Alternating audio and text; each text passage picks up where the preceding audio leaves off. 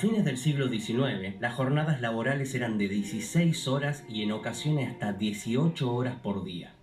Después de la Guerra Civil y luego de una gran recesión económica, se dio lugar a una rápida expansión de la producción industrial en los Estados Unidos, y Chicago era el epicentro de la industrialización por el desarrollo del ferrocarril. En 1868, el presidente estadounidense Andrew Johnson promulgó una ley en la que se establecía que la jornada laboral debía ser de 8 horas diarias. Muchas empresas se mostraban reacias a cumplir con la nueva ley, estableciendo cláusulas en los contratos que obligaban a los obreros a trabajar 12, 14 y hasta 18 horas diarias. En otras palabras, la ley no se respetaba y el gobierno de ese entonces hacía la vista gorda. El movimiento anarquista de varios miles de trabajadores de la ciudad estaba centrado en el periódico en alemán llamado Tiempos de los Trabajadores, editado por August Spies. Otro medio muy importante fue el semanario La Alarma, editado por Albert Parsons. Ambos eran comunicadores y figuras importantes para el movimiento obrero.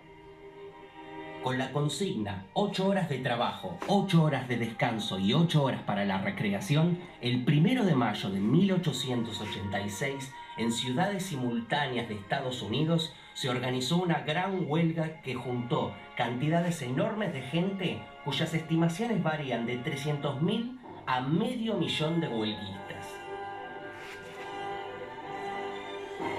Los medios de prensa de ese entonces condenaban las huelgas, acusaban al movimiento de delirante, de intentar paralizar la industria y de violento. El 3 de mayo de 1886, una multitud de trabajadores se reunieron cerca de la planta de McCormick Harvesting Machine Company, una empresa constructora de vehículos de Chicago que ya venía de una huelga anterior en 1885. Entre la multitud, a las afueras de la planta, estaba el editor August Spies. A pesar de los llamados de Spies a la calma, la policía disparó al tumulto. 2 trabajadores de McCormick fueron asesinados. Indignados por este acto de violencia, los anarquistas locales imprimieron y distribuyeron rápidamente volantes que convocaban a una reunión al día siguiente. La ubicación de la misma sería la Plaza High Market de Chicago, un área abierta utilizada para los mercados públicos. Se distribuyeron más de 20.000 copias del volante. La manifestación comenzó pacíficamente bajo una ligera lluvia en la noche del 4 de mayo de 1886. El ambiente estaba tan tranquilo que el alcalde Carter Harrison, quien había presenciado parte de la reunión, se marchó del lugar temprano. A las 10:30 gran parte de la multitud ya se había ido, ya que el clima se estaba deteriorando. La policía irrumpe en el escenario y le ordena a Albert Parsons, quien estaba terminando el último discurso de la noche, que desista en nombre de la ley y a la multitud que se disperse. Una bomba casera rellena de dinamita con una carcasa de metal fue arrojada. La bomba explotó, matando al policía Matthias Deigan con fragmentos de metal volando. La policía declaró que después de la explosión de la bomba hubo un intercambio de disparos entre los oficiales y los manifestantes. Sin embargo, muchos testigos aseguraban que la policía disparó contra los manifestantes que huían, volvió a cargar y luego volvió a disparar. En total murieron 7 policías y una cantidad desconocida de manifestantes, pero que se calculan en al menos 50 civiles yaciendo heridos o muertos en las calles. En un par de minutos el lugar estaba vacío. En el sitio web Chicago History Resources se puede obtener mucha documentación que data de la época, como material de archivo, transcripciones de informes, testimonios del juicio y manuscritos. Allí podemos encontrar un informe del inspector que dio la orden a los manifestantes que se dispersan. Afirma que en el tiroteo temía que algunos de sus hombres en la oscuridad pudieran dispararse unos contra otros.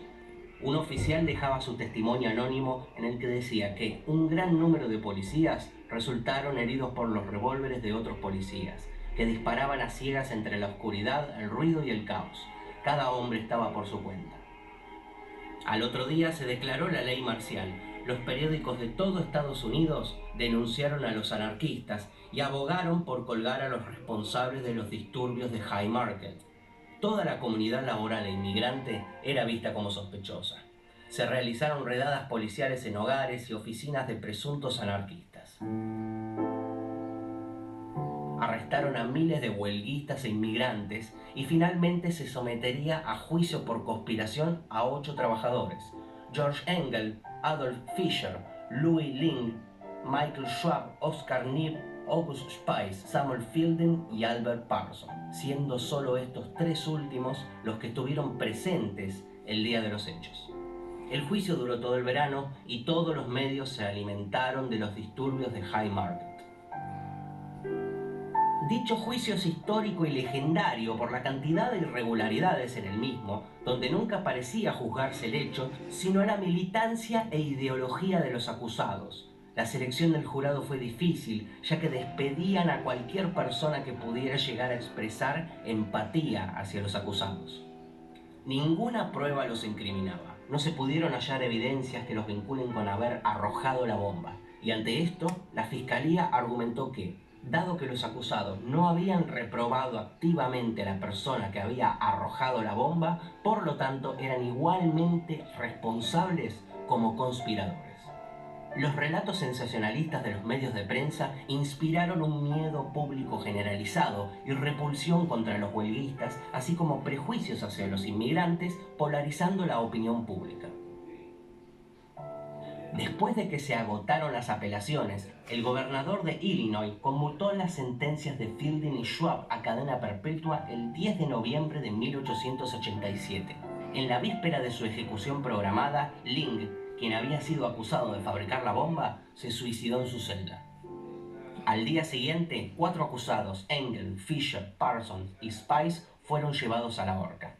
José Martí, corresponsal del diario La Nación de Buenos Aires, escribía: salen de sus celdas, se dan la mano, sonríen, les leen la sentencia, les sujetan las manos por la espalda con esposas, les ciñen los brazos al cuerpo con una faja de cuero y les ponen una mortaja blanca como la túnica de los catecúmenos cristianos. Abajo está la concurrencia, sentada en hilera de sillas, delante del cadalso como en un teatro. Spice grita: la voz que vais a sofocar será más poderosa en el futuro que cuantas palabras pudiera yo decir ahora. Les bajan las capuchas, luego una seña.